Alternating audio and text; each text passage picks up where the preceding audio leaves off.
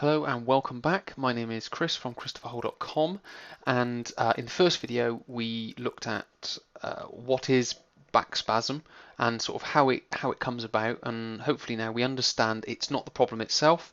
There's an underlying problem causing it, because the back spasm is there to protect our spine, it's there to protect our back against some other underlying problem that we may we may have.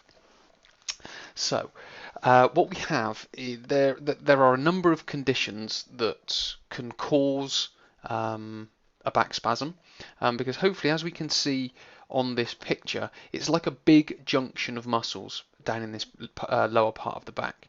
So again, what these muscles are doing, they're clamping down tight on some other underlying problem that we have, and one of them could be is a tilt in the pelvis, albeit backwards or forwards. So what we want, if you can picture this, and you can kind of see half of it here, if you can picture your pelvis as a bowl of water, and if your hips tilt forward, the water will obviously pour out of the front of the hips. If they tilt backwards, they'll pour out of the back of the hips. So if there is a muscular imbalance, now if it's pouring out the front of the hips, you could have a problem with a muscle that joins on this bony pit here and then goes down the leg, and it's called the rectus femoris. It's one of your quadriceps. Now if this one becomes tight, it can pull your pelvis forward. If your iliacus here becomes tight, it can pull your pelvis forward. So one of the sort of the causes of low back pain is that tilting of the pelvis. Now again, if it tilts backwards, that could be a problem in your hamstrings or in your glutes. So what we have to do, we have to address these muscular imbalances with various stretching exercises and body weight exercises as well. The next one is, or could be, disc herniation. So you can see here in the spine, you've got these little discs in between the vertebrae.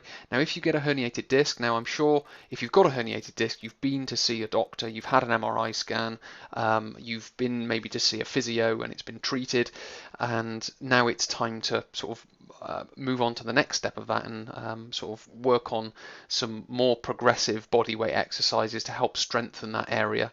But if you do have a disc herniation, that will generally mean there is a muscular weakness or a muscular imbalance in the core, around the spine, in the lower back, that again needs to be addressed. And obviously a great way of doing that is using body weight exercises or some very light weight bearing exercises. And finally, which is normally the biggest cause, is just weakness around the core. So that is your abdominals, your quadratus lumborum, your psoas, your oblique muscles, and it's training those muscles in a way that we can strengthen them.